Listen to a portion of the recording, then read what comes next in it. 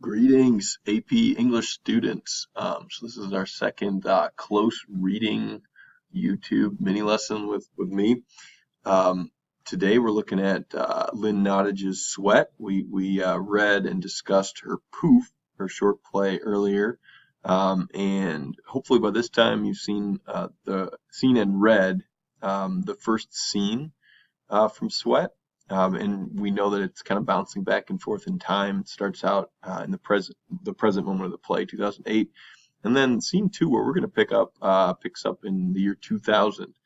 And the close reading skill I want to work on today is syntax, right? So you've got your lids packet. You can take a look at this. I'm going to be referring to this to generate some close reading questions that I reflect on.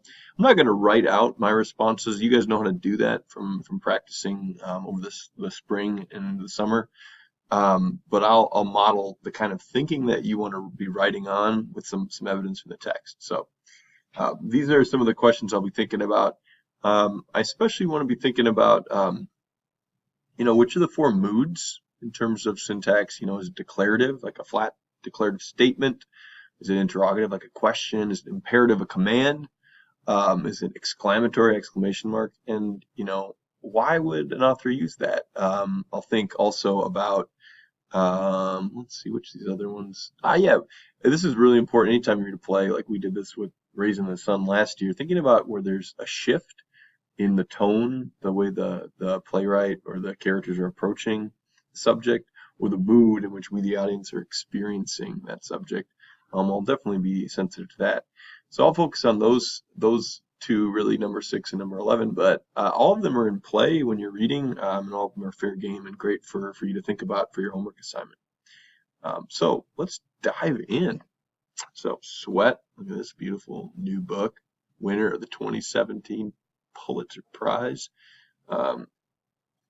Let's jump into scene 2. So this is 8 years earlier from that opening scene that we were looking at in class. I'll read aloud for a little bit, and then I'm going to dive into some close reading. So it says, scene 2, January 18, 2000. 8 years earlier. Outside, it's 19 degrees Fahrenheit. In the news, American think tanks report that the booming stock market is widening the income gap between the poorest and richest U.S. families. It's a big theme, income inequality throughout the whole piece. Reading, Pennsylvania is the town. You pronounce it Reading. It's kind of weird. Reading passes an aggressive dog ordinance to regulate ownership of certain pet breeds, including pit bulls. Interesting. Santana's Smooth plays loudly from a jukebox. That's my era when I was in high school. Lights Up bar, lived in and comfortable. A lot of this play takes place in a bar. And hence the beer there in the cover. End of a raucous celebration. Music blares. Cynthia, African American, 45, and Tracy, white American, 45, just a little too drunk, are dancing. Stan, white American, 50s, the bartender, stands behind the bar, smiling and enjoying the show. Jesse, Italian American, 40s, is passed out, face planted on the table. So it sounds like somebody's been doing too much drinking. That's what we got here. Tracy and Cynthia dance together, this is stage directions, with the intimacy of close friends who've shared many adventures. Now we get dialogue. Cynthia. Come on, Stan. Stan. Nah, don't dance. Cynthia. I don't believe ya. Tracy. Stan the man. Don't fail me. I know you got some moves. Stan. Nope. Tracy does a sexy, enticing dance. Don't break anything. The music ends. Aw. Cynthia and Tracy say that. Cynthia walks over to the jukebox. Tracy flops down next to Jessie and finishes her friend's drink. Hey, who's driving her home? Stan says. Tracy. Howard just locks up and leaves her there. Somehow she always manages to punch into work on time. Right, Cynth? Cynthia. Showered and dressed. Tracy. We all got a 7 a.m. call, and that one's out drinking until 2 every night. Yikes. Stan. Well, someone's got to drive her. Tracy.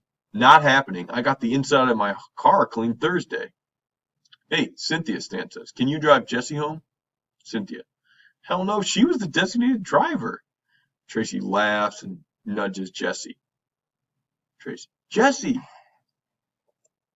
Jesse rouses. What? She slumps back under the table. Laughter. Stan.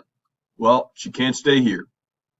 Let's pause there because I think that's a good taste of these characters and also the way they're talking, right? And regardless of whether it's written, right, like in a story where you've really got sentences crafted one after the other in paragraph form, or if it's like this where it's dialogue and play, you can always close read and pay attention to syntax, and that's what we want to do right now.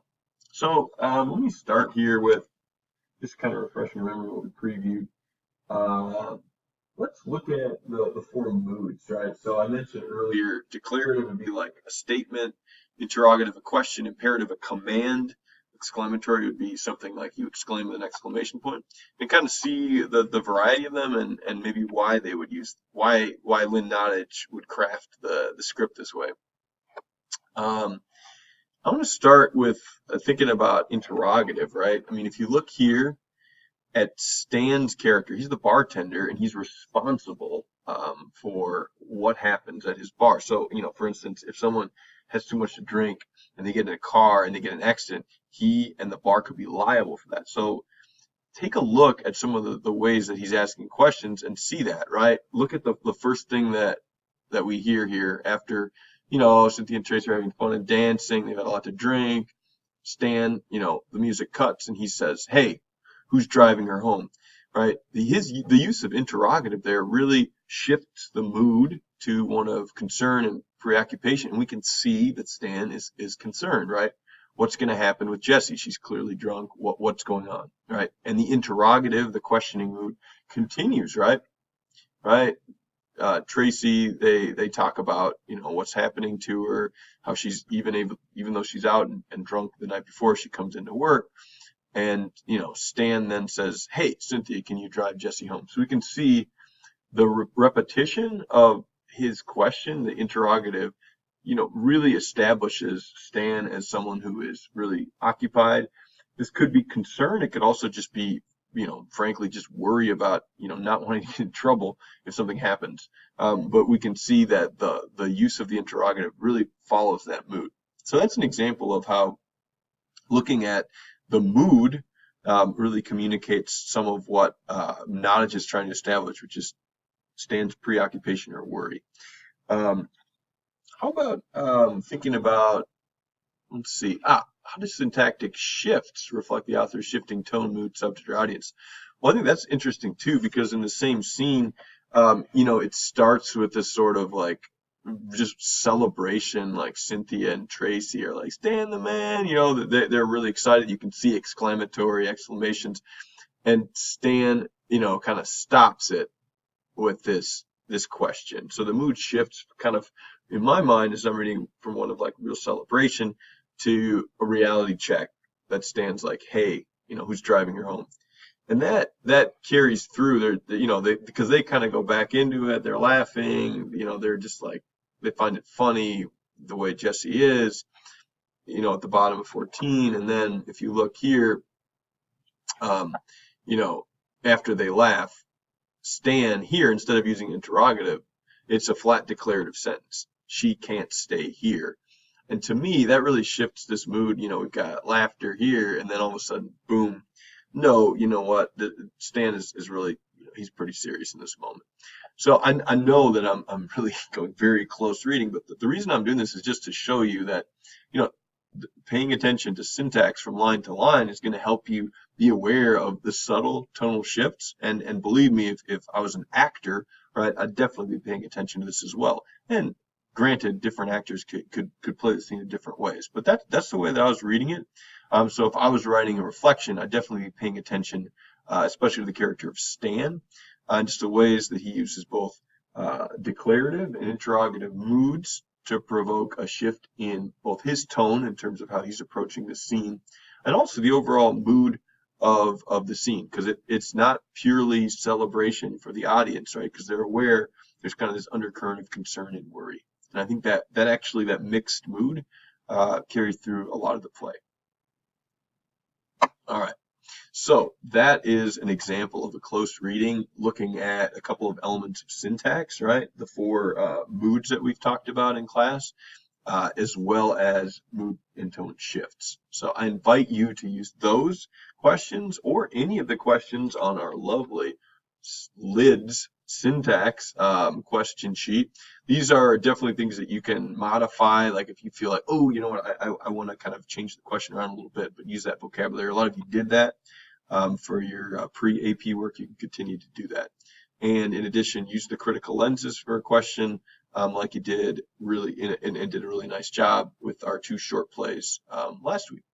So looking forward to seeing what you do with the second part of or the next scene 2 and 3 and 4. We're reading up through, let me just refresh our memory. So through the end of scene 4.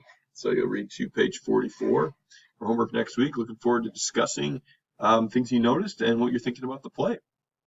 All right. Talk to you guys soon.